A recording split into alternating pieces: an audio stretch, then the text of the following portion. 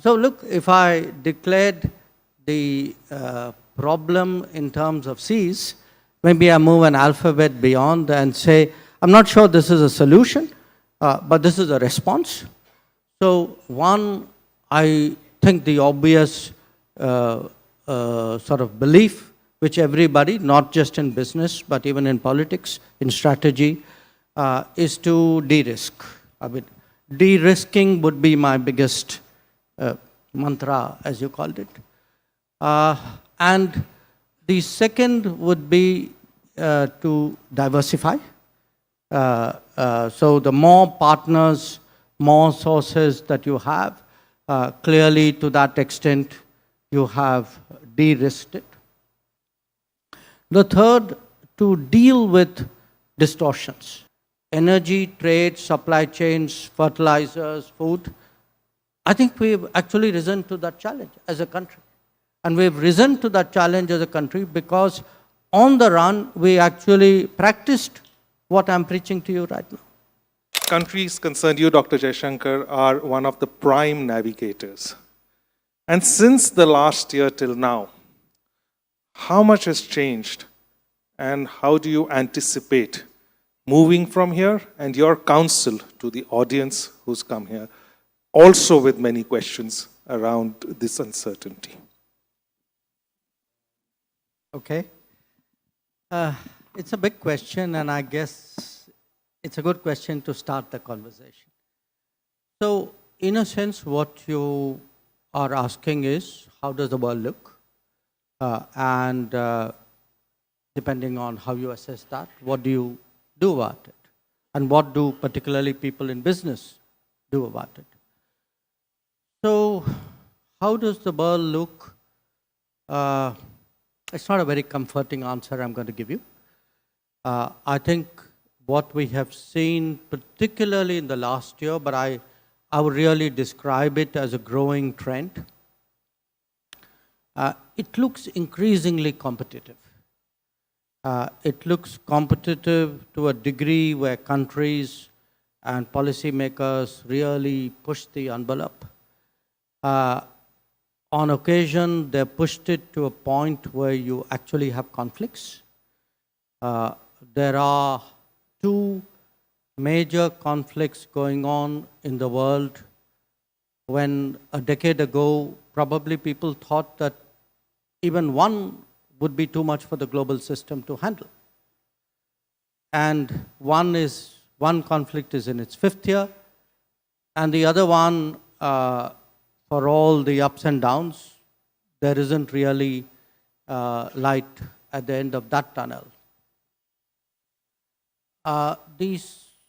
The third point, so competition one, extreme competition, conflict, and if I can just flip back to the competition, when it's expressing itself not just in conflicts, even in other ways, where countries are weaponizing everything that they can.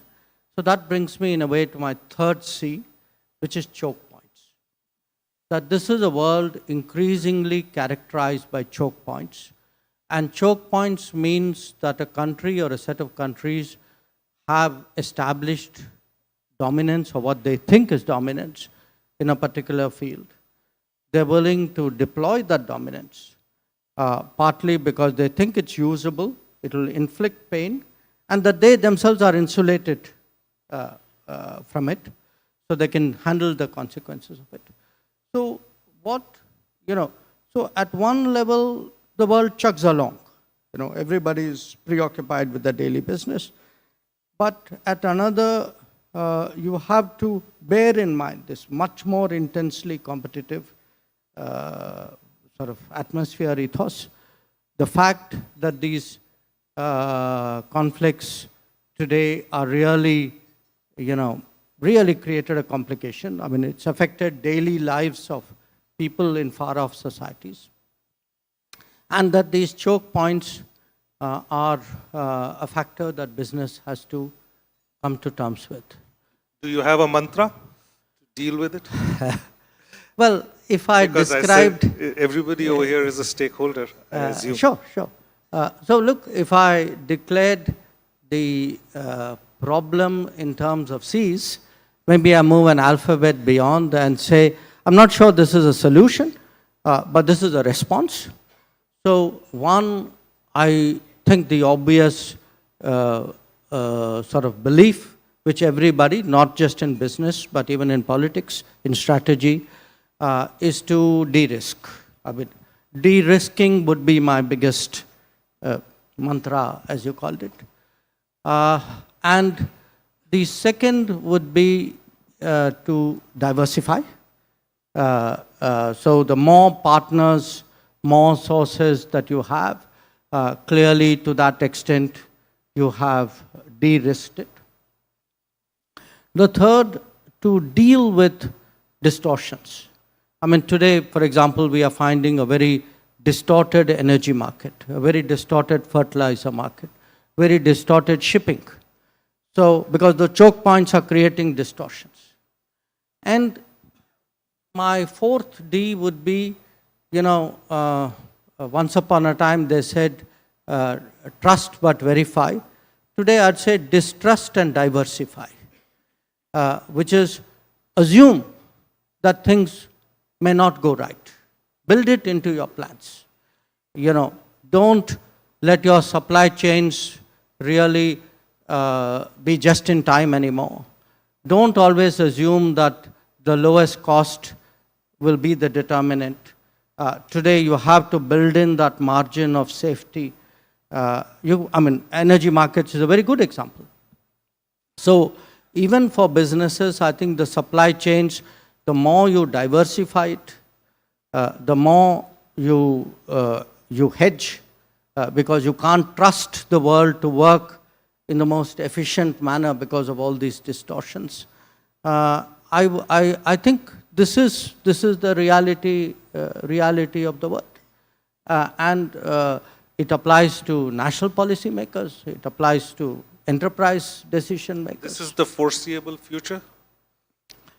To the extent you can foresee the future, yes. That's a grim picture. Look, I think it's a realistic picture, because if you just look at the last few months, okay? Because, it's one thing to give a prescription or an analysis. In our case, it's tested against reality. So look at someone who has the responsibility, or a set of people who have the responsibility of, let us say, meeting. Now, what do you do with the energy requirements of a country, of an economy like India, when your war has just broken out in the Gulf? Now, if I didn't, in a sense, apply that mindset, that analytical construct that I'm giving you, we actually increased our energy supplies, I think, from about 24 or 25 to more than 40. So we diversified, okay? We booked, cargoes at a time where probably, where the availability was much more important than the price point. So I would say, if one today looks at the energy security, the fact that we have met the country's energy security needs, the fact that we have met the fertilizer security needs, and in a sense the food security which derives from it. The fact that trade, for most, much of our trade has taken place. Obviously, there are disruptions in the Black Sea and in the Strait of Hormuz, but by and large. So if you actually use the metrics of evaluation, energy, trade, supply chains, fertilizers, food, I think we've actually risen to that challenge as a country. And we've risen to that challenge as a country because on the run, we actually practiced what I'm preaching to you right now.